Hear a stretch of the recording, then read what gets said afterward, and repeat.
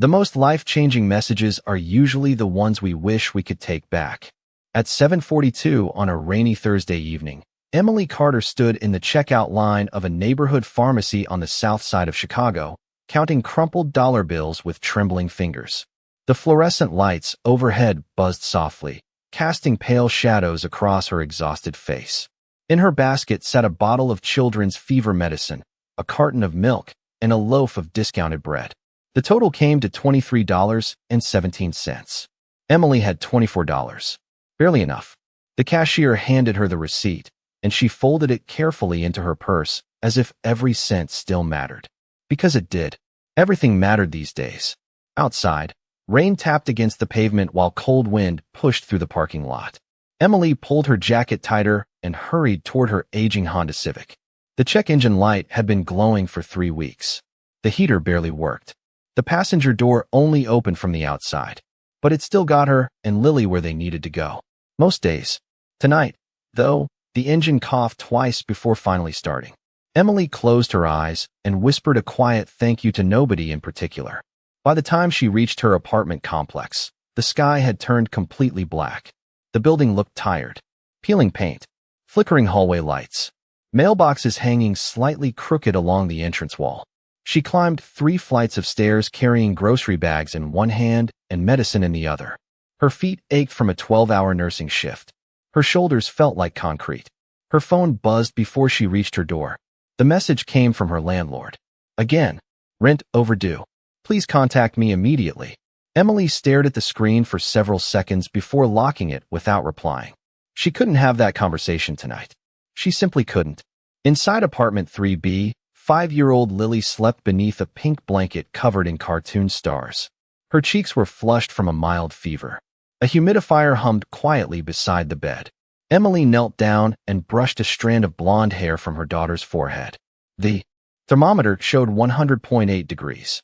Better than earlier. Not great, but better. She kissed Lily's forehead and quietly stepped back into the kitchen.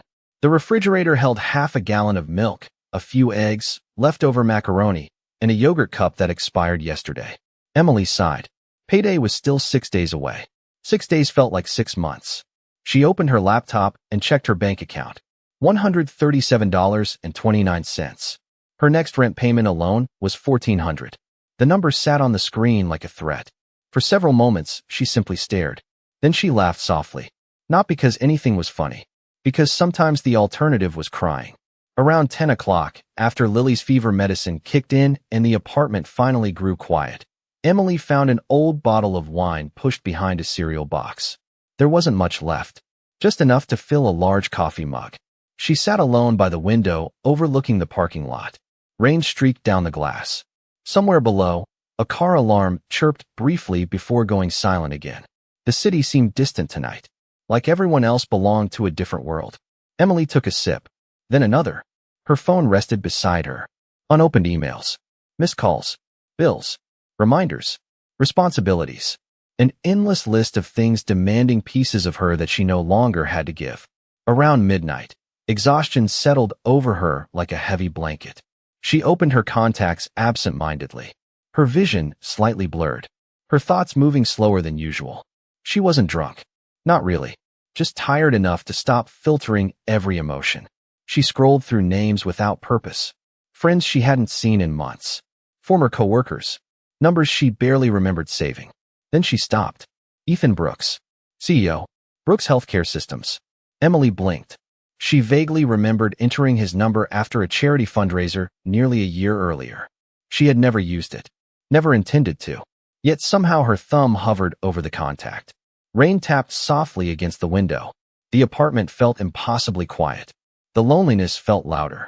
Before she could think twice, she typed 2 simple words. You up? She stared at the screen, then hit send. The message disappeared instantly. Emily froze. Her stomach dropped. Her eyes widened. For one horrifying second, complete clarity returned. She had not meant to send that. Not to him. Not to Ethan Brooks. Not to a billionaire CEO. Not to anyone. Oh no, she whispered into the empty apartment. But the message was already gone. And somewhere across the city, her phone screen showed one terrible truth. Delivered. The soft glow of Emily's phone screen illuminated the dark kitchen long after she had set it face down on the table. For several seconds, she simply stared at it, willing herself to believe she had imagined everything. Maybe the message had failed to send. Maybe there was no signal. Maybe technology would perform some small miracle and erase her mistake. With a nervous breath, she picked up the phone again. Delivered. The single word felt heavier than any bill she owed. Emily groaned and buried her face in her hands. What was she thinking? Ethan Brooks was not a friend. He was not a coworker. He was certainly not someone she should be messaging after midnight. He was the chief executive officer of one of the largest healthcare organizations in the Midwest. A man whose name appeared in business magazines and hospital newsletters. A man who probably spent his evenings discussing acquisitions and board meetings, not reading embarrassing messages from exhausted nurses. Her thumb hovered over the screen. She considered sending an apology. Then another thought struck her. What if he had not seen it yet?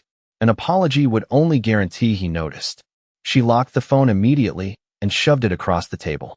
No apology. No explanation. No additional damage.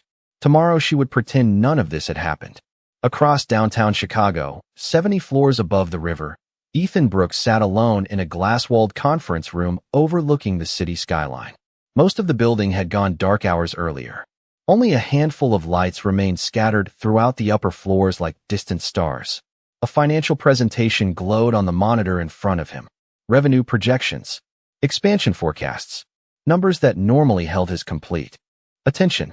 Tonight they blurred together. His phone vibrated softly against the conference table. Ethan barely glanced at it at first. Another email, he assumed. Another update from legal. Another problem waiting to be solved before sunrise. Then he noticed the sender. Emily Carter. The name stirred a faint memory. He opened the message.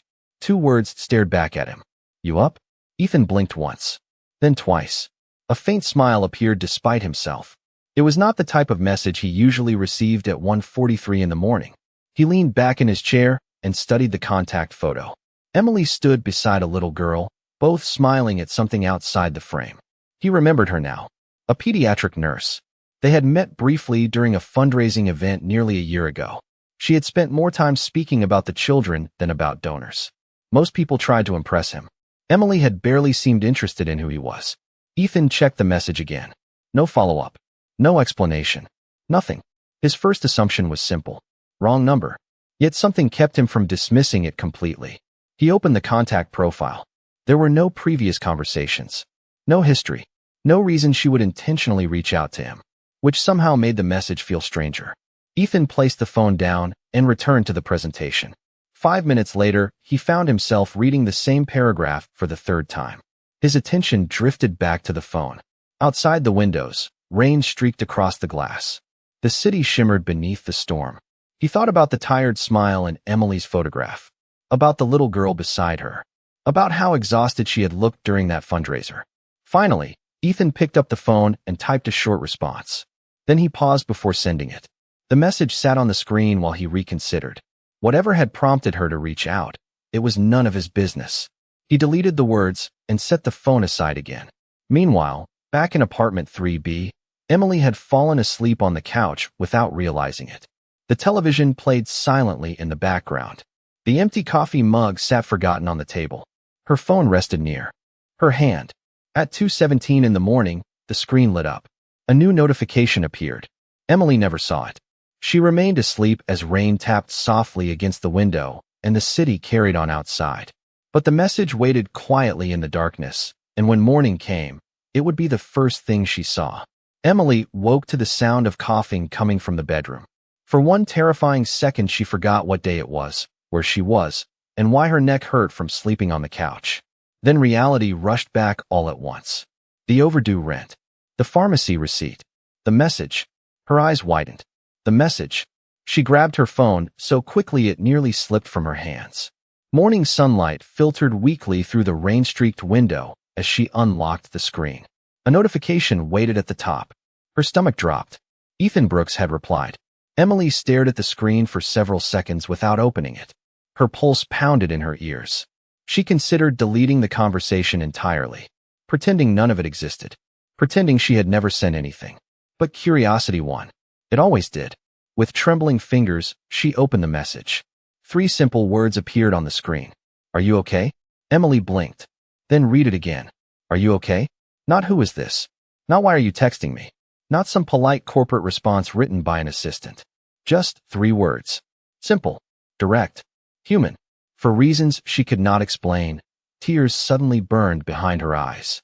She quickly locked the phone and set it face down on the table. She had no right to be emotional about a message from a man she barely knew. Yet something about it unsettled her. Maybe because nobody had asked her that question in a very long time. Lily needed her. Patience needed her. The landlord needed money. The electric company needed payment. The world constantly needed something from Emily Carter. But almost nobody ever stopped to ask how she was doing. A small voice called from the bedroom. Mommy? Emily wiped her eyes immediately and forced a smile before walking in. Lily sat up beneath the blankets, her blonde hair messy from sleep. Her cheeks looked less flushed than the night before. Emily touched her forehead gently. The fever had finally started to break. Thank goodness. Can I have pancakes? Lily asked hopefully. Emily laughed softly. We are out of pancake mix. Then cereal? We can definitely do cereal. The morning passed in a blur of ordinary survival. Laundry, dishes, temperature checks, phone calls she avoided, bills she could not pay. By noon the apartment felt smaller than ever. The walls seemed to close in with every unopened envelope sitting on the kitchen counter. Throughout the day, Ethan's message lingered in the back of her mind. She never responded. She told herself it was because she was busy, because she needed to focus on Lily, because replying would only make things more awkward. The truth was simpler. She did not know what to say. Shortly after 3 o'clock, another notification appeared. Emily noticed it while folding laundry. Her stomach tightened immediately. Slowly she opened the screen. It was not Ethan. It was her landlord. Final notice. Please contact me today. Emily closed her eyes. The room suddenly felt too warm. She sat down on the edge of the couch and pressed her fingers against her forehead. She was so tired. Tired of calculating every dollar. Tired of pretending everything was fine. Tired of carrying every problem alone. Her phone buzzed again. This time her heart nearly stopped. Ethan Brooks. A second message. Emily stared at the screen. For several moments, she could not bring herself to open it. Finally, she tapped the notification. The message was even shorter than the first. No pressure. Just checking. Emily looked at those 4 words while the apartment remained completely silent around her. Rain clouds drifted past the window. The refrigerator hummed softly in the kitchen. Lily colored pictures at the dining table without noticing the tears gathering in her mother's eyes. No pressure. Just checking. The kindness felt strangely unfamiliar. Emily swallowed hard. Then, before she could overthink it, she typed a response. I am sorry about last night. Wrong person. Her thumb hovered above the screen. She almost deleted it. Almost convinced herself to stay silent. Instead, she pressed send. The message disappeared. Instantly. For several seconds, nothing happened. Then the typing indicator appeared. Emily's breath caught. Someone on the other side of the city was reading her words right now. And for the first time all day, she found herself waiting for what came next. The typing indicator appeared for only a few seconds before disappearing again. Emily stared at the screen, her pulse quickening. Then nothing happened. 1 minute passed. Then 2. She set the phone down and told herself she did not care. It was better this way. Better if the conversation ended. Better if Ethan Brooks returned to whatever important work filled the life of a billionaire executive. Better if she went back to worrying about problems she actually understood. Yet 10 minutes later, she found herself checking the screen again. Still nothing. By early evening, Chicago's gray sky had darkened once more. Rain clouds gathered above the city like heavy blankets. The weather forecast warned of strong storms moving in from the west. Emily stood at the kitchen sink washing dishes when her phone vibrated. She nearly dropped a plate. Ethan had replied. The message was short. I figured it might have been. Then another message appeared a moment later. But wrong person messages usually stop after 2 words. Emily felt heat rise to her cheeks. She immediately remembered the second message she had sent that night. The one she barely remembered writing. I cannot do this anymore. The embarrassment returned all at once. She leaned against the counter and closed her eyes. For a moment she considered ignoring him entirely. Instead she typed slowly. I was exhausted. Long week. I am sorry if I bothered you. This time the response came almost immediately. You did not bother me. Emily stared at those 4 words. Outside, wind rattled the apartment windows. Somewhere down the hall, a neighbor slammed a door. Life continued as normal, yet the simple exchange felt strangely significant. She could not remember the last time someone had responded with kindness when she made a mistake. Most people responded with annoyance, judgment, disappointment, not kindness.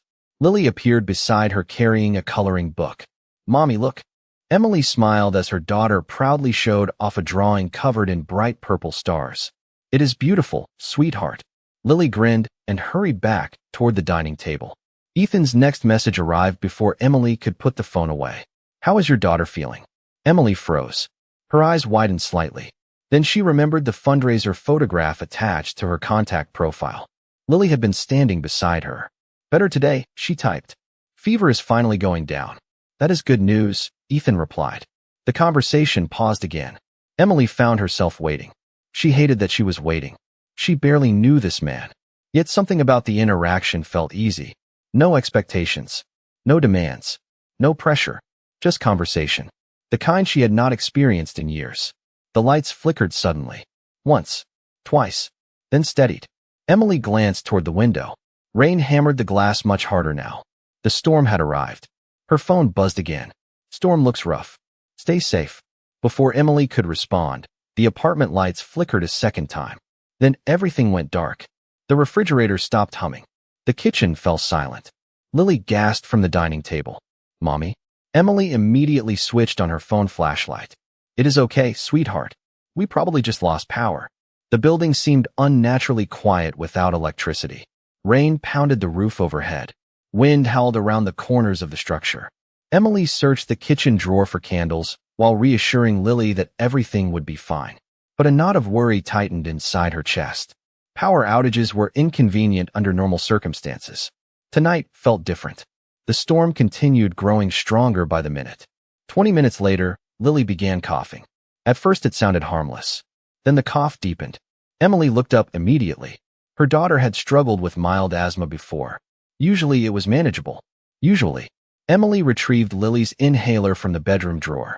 The little girl sat quietly on the couch wrapped in a blanket while thunder rumbled somewhere in the distance. "Mommy, my chest feels funny." Emily's stomach tightened. She checked the inhaler. Almost empty. Very little medication remained. Her heart sank. She should have refilled it days ago. Another expense. Another task pushed aside because there had never been enough time or money. Outside, the storm intensified. Wind shook the building. Cell service weakened. Emily picked up her phone to call the pharmacy. No connection. She tried again. Nothing. Then Lily coughed harder, and for the first time that night, genuine fear crept into Emily's chest. At that exact moment, her phone vibrated. Despite the failing signal, a new message somehow appeared on the screen. It was from Ethan Brooks, and the words he sent made Emily stop breathing for a second. "Is everything okay?"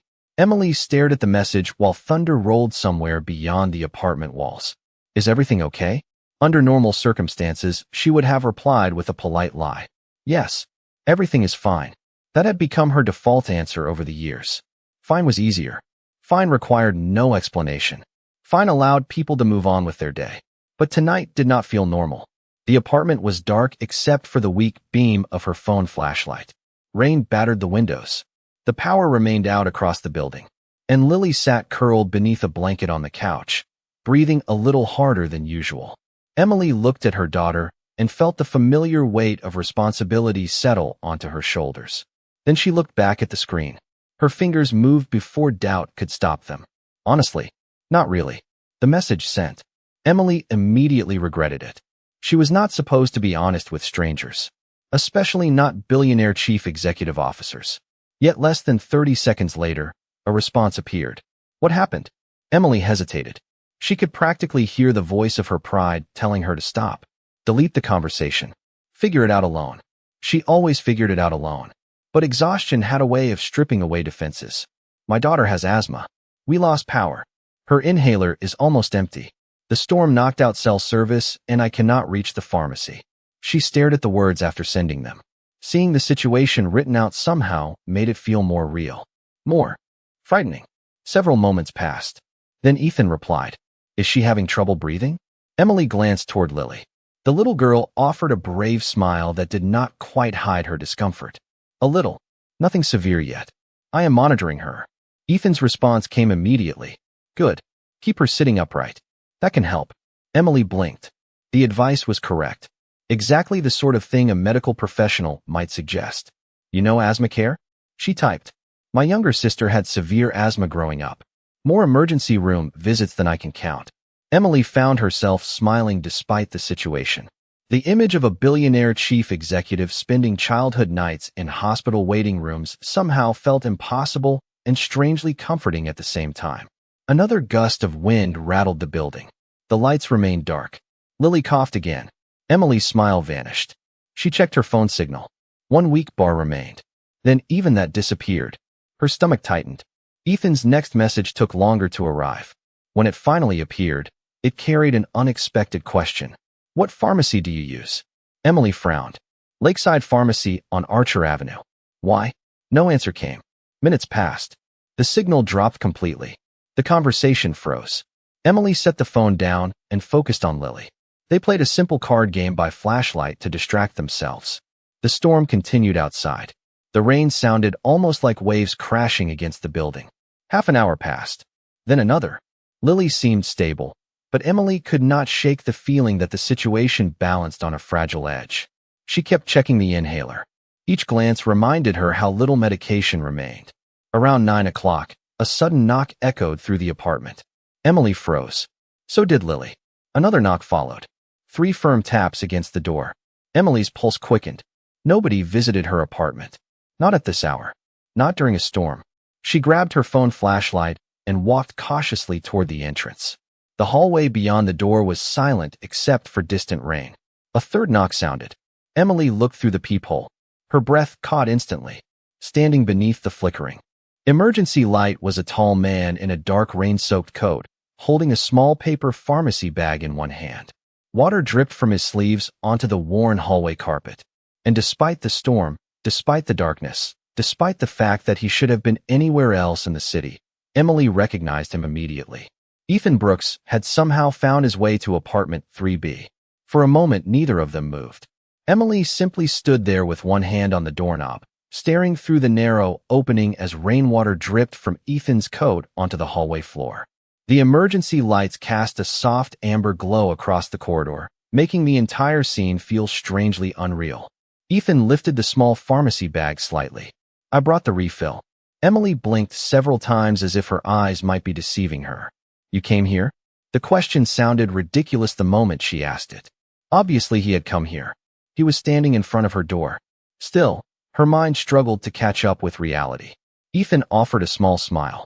The pharmacy was still open on the north side of the city. They had 1 inhaler left. Emily looked at the bag, then at him, then back at the bag again. The entire day had felt heavy and complicated, but suddenly she could not think of a single thing to say.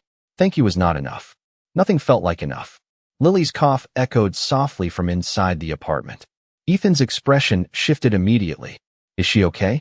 Emily nodded quickly. Better than before. Come in. The words escaped before she had time to reconsider. Ethan stepped inside, careful not to track too much water onto the worn carpet. The apartment seemed even smaller with him standing there. His presence somehow filled the room without him saying a word. He removed his coat and draped it carefully over a chair. Lily peeked around the corner from the couch. Her large blue eyes widened. Mommy, who is that? Emily opened her mouth, then realized she had absolutely no idea how to explain this situation. Before she could answer, Ethan crouched slightly to Lily's eye level. Hi, Lily. I am Ethan. Lily studied him with the serious expression only children could manage. Are you a doctor? Ethan laughed. Softly. No, not even close. Then why did you bring medicine? The question caught him off guard. Emily saw genuine amusement appear in his eyes. Because your mom said you needed it. Lily seemed satisfied with that explanation. She nodded once and returned to her blanket. Ethan handed Emily the pharmacy bag. She opened it immediately. Inside sat the exact inhaler Lily used along with a spacer attachment and a small box of children's electrolyte packets. Emily frowned. I did not mention the electrolyte packets. You did not have to. Ethan glanced toward the kitchen. The grocery bags. The medicine on the counter. The nearly empty refrigerator visible through the partially open door. He had noticed far more than she realized. Emily suddenly became aware of every worn piece of furniture in the apartment, every overdue bill sitting on the counter, every sign of struggle she normally tried so hard to hide. Embarrassment crept into her chest. Ethan seemed to sense it immediately. He looked away from the kitchen and focused instead on Lily's drawing sitting on the table. Purple stars covered the page. That is impressive artwork. Lily brightened instantly. I made it today. She jumped up and carried the drawing over. Ethan accepted it with surprising seriousness. He studied every corner as though it belonged in a museum. Emily watched the interaction in silence. Most adults smiled politely at children's drawings before moving on. Ethan actually listened. It was such a small thing, yet something inside her softened. The storm continued outside. Rain hammered the windows. Thunder rolled through the distance. But inside apartment 3B, the tension that had filled the evening slowly began to ease. Ethan eventually sat in one of the kitchen chairs while Lily explained an elaborate story involving stars, princesses, and a purple dog. Emily prepared the inhaler refill and watched her daughter breathe more comfortably with each passing minute. Relief spread through her chest, so suddenly it almost hurt. After nearly an hour, Lily finally yawned. Her eyelids drooped. Emily carried her to bed and tucked the blanket around her shoulders. Within minutes, she was asleep. When Emily returned to the kitchen, Ethan stood quietly near the window looking out at the storm. The apartment felt unusually still. For the first time all evening, they were alone. Neither spoke immediately. Then Ethan glanced toward her and said something that made Emily's heart stop. You know, this is not actually why I came. Emily frowned slightly. What do you mean? Ethan looked down at the floor for a moment before meeting her eyes again. I came because I recognized your name. Emily stared at him across the small kitchen. The storm continued outside, but suddenly it sounded distant. I recognized your name, Ethan repeated quietly. Emily frowned. We met at the fundraiser last year. That is the only place I can remember. Ethan nodded slowly. That is where I recognized you recently. But I knew your name long before that. Confusion spread across Emily's face. She folded her arms instinctively. I do not understand. Ethan looked toward the sleeping area where Lily rested. Then he pulled out one of the kitchen chairs and sat down. His expression had changed. The relaxed conversation from earlier was gone. Something more personal had taken its place. My mother spent the last 6 months of her life at St. Anne's Medical Center. Emily felt a faint spark of recognition. She had worked there for years before transferring hospitals. Ethan continued. She had advanced heart failure. By the end, she was in and out of treatment almost every week. Emily remained silent. Thousands of patients had passed through those halls. Thousands of families. It was impossible to remember them all. One night, Ethan said, I arrived after a delayed flight from Seattle. I had missed 2 important meetings trying to get there. When I walked into her room, she was smiling. That alone surprised me because she had been having a difficult week. Emily listened carefully. Ethan's eyes drifted toward the rain-streaked window. She told me about a nurse who sat with her during the overnight shift. A nurse who brought her hot tea even when she was not supposed to. A nurse who listened to old stories about growing up on a farm in Indiana. A nurse who stayed 30 extra minutes after her shift ended. Because my mother was afraid to fall asleep alone. Emily's breath caught. The memory surfaced slowly. An elderly woman with silver hair and kind eyes. Margaret Brooks. She used to tell stories about raising chickens. About baking peach pies every summer. About a husband she missed every single day. Ethan watched recognition appear on Emily's face. You remember her? Emily nodded softly. Margaret. She was wonderful. Ethan smiled for the first time since beginning the story. She thought the world of you. Emily felt emotion tighten unexpectedly in her chest. Margaret had been one of those patients nurses never forgot. The kind who thanked everyone by name. The kind who worried more about the staff than herself. Ethan reached into his wallet and carefully unfolded a small piece of paper. The edges were worn from years of handling. My mother kept a journal. After she passed away, I could not bring myself to read it for months. When I finally did, I found this. He slid the paper across the table. Emily hesitated before picking it up.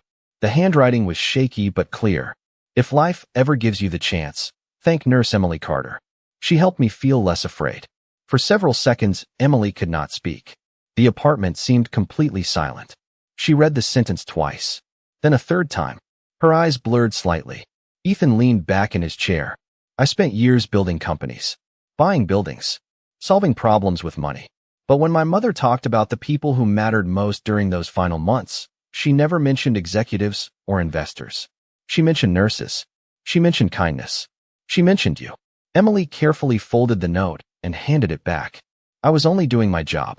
Ethan shook his head immediately. No, you were doing much more than that. There are hundreds of nurses. My mother remembered one. The storm continued pounding against the building, but neither seemed to notice anymore. Emily looked down at the table. Nobody had ever spoken about her work that way. Most days felt invisible. Long shifts, missed meals, endless exhaustion. Yet somehow a small act she barely remembered had stayed with someone for years. Ethan glanced toward the hallway leading to Lily's room. When I saw your name in my phone the other night, I knew exactly who you were. That is why I answered. Emily slowly looked up. The realization settled over her. He had not responded because of curiosity. He had not come because of a random message. He had come because of a memory. Because years earlier, without realizing it, she had helped someone he loved. Then Ethan said something that made tears gather in her eyes all over again. My mother always believed kindness comes back when people need it most. Tonight, I think she would have wanted me to prove she was right. Emily lowered her eyes as the words settled into the quiet apartment. For a long moment, neither of them spoke. The storm still raged beyond the windows, but it no longer felt like the center of the night. Something else had taken its place. Something warmer. Something harder to explain. Emily looked toward the hallway where Lily slept peacefully for the first time in hours. Then she glanced around the apartment. The peeling paint. The stack of unopened bills. The second-hand furniture she had spent years trying not to be embarrassed by. Suddenly she felt exposed. Ethan had seen everything. The struggle. The exhaustion. The reality she usually worked so hard to hide. She folded her arms and forced a small smile. Well, your mother remembered the best version of me. Ethan frowned slightly. What does that mean? Emily let out a quiet laugh. It means she met me before life got complicated. Before every month became a math problem. Before I started wondering whether I was failing at everything. Ethan studied her carefully. The expression on his face was not pity. Somehow that made it easier to keep talking. Most people look at a single mother and assume she is strong because she has to be. They say things like you are doing great or you have got this. But nobody talks about how exhausting it gets carrying everything alone. The words surprised even her. She had not planned to say them out loud. Ethan remained silent, allowing the truth to fill the room. Some months I pay rent and postpone groceries. Other months I buy groceries and pray the landlord gives me another week. Every decision feels like choosing which problem gets solved and which one waits. Emily stared at the kitchen table. I love my daughter more than anything. But there are days when I am terrified I am not enough. The confession hung in the air. Heavy, honest, real. Ethan leaned forward slightly. Emily. She looked up. The woman my mother described in that journal is sitting right here. The woman who stayed late to comfort a frightened patient. The woman who spent tonight worrying about her daughter instead of herself. The woman who thanked a pharmacist and apologized for bothering a stranger. You do not sound like someone who is failing. His voice remained calm. Steady. Emily felt tears gather again. She was becoming tired of crying. Yet somehow tonight, every wall she had built over the years seemed to be cracking. Ethan glanced toward the counter where the overdue notices sat beneath a refrigerator magnet. Then he looked back at her. Can I tell you something my mother used to say? Emily nodded. She believed people measured wealth incorrectly. Everyone thinks money is what makes someone rich. She thought kindness was the real currency. Emily smiled faintly. That sounds like Margaret. Ethan laughed softly. Yes, it does. He stood and walked toward the window. Rain continued streaming down the glass. The city lights shimmered beyond the storm. Before she passed away, she told me something I did not understand at the time. She said there would come a day when all the meetings and numbers would stop matching. And on that day, the only thing I would remember was how people made me feel. Ethan looked down briefly before continuing. For years I thought she was wrong. I built companies, expanded hospitals, acquired businesses. But standing in her room during those final weeks, I realized she had been right all along. Emily watched him quietly. Ethan turned back toward her. Do you know what I remember most from that time? Not the doctors, not the reports, not the treatments. I remember hearing my mother laugh when she talked about a nurse named Emily. The apartment fell silent again. Outside, the storm finally seemed to be weakening. The rain softened. The wind slowed. For the first time all evening, the darkness beyond the windows looked less threatening.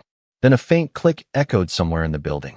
A second later, the refrigerator hummed back to life. The lights flickered once and returned. Warm yellow light filled the apartment. Emily blinked against the sudden brightness. Ethan smiled. Looks like the power is back. Emily smiled too. But before either of them could say another word, her phone vibrated on the kitchen table. She glanced at the screen and felt her stomach drop instantly. The message was from her landlord. Final notice. Rent must be paid by noon tomorrow. No exceptions.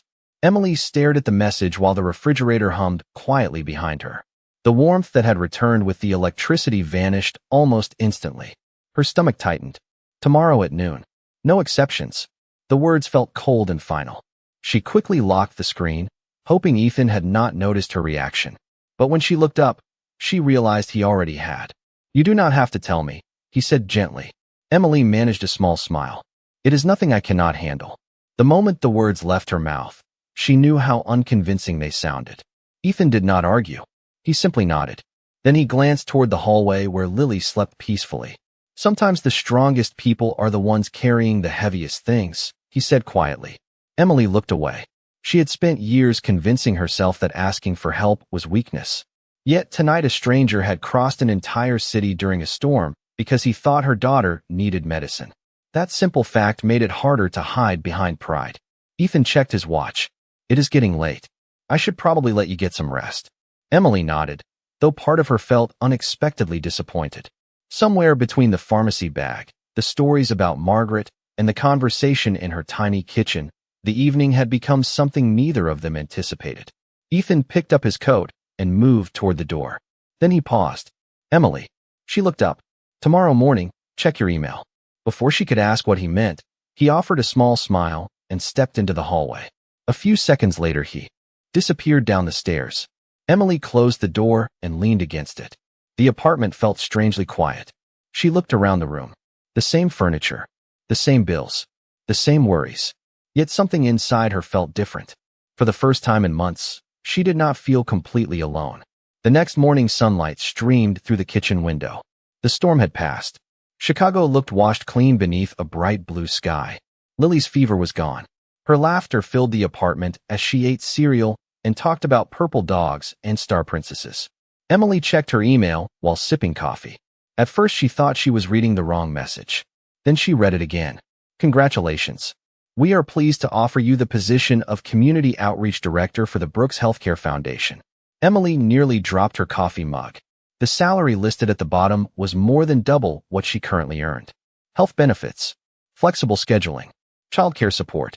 The email explained that the foundation was launching a new initiative focused on supporting single-parent families facing medical hardship. Emily stared at the screen in disbelief. Attached was a personal note. Emily, years ago you helped my mother through one of the hardest chapters of her life. Last night reminded me that there are thousands of families who still need someone like you. This opportunity is yours only if you want it. No obligations. No pressure. Just a chance to help people the way you have always done. Ethan. Tears filled her eyes. Not because someone had rescued her, but because someone had seen her. Really seen her. A year later, a crowd gathered outside a newly opened family support center on the south side of Chicago. Children ran through the courtyard while volunteers handed out backpacks and school supplies. Inside, parents received healthcare guidance, childcare resources, and emergency assistance. Above the entrance hung a simple sign, Margaret Brooks Family Resource Center.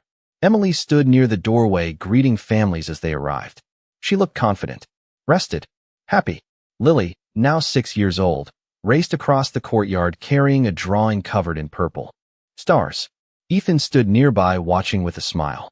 The center had already helped hundreds of families. Families who, just like Emily once had, needed someone to believe they mattered. Lily ran up and slipped her hand into her mother's. Mommy, look how many people came. Emily looked around at the smiling faces. Then she glanced toward the man who had answered a message most people would have ignored. Sometimes life changes because of a grand plan. Sometimes it changes because someone chooses kindness when it would be easier not to. And sometimes the message that changes everything is not the one you send. It is the one someone decides to answer.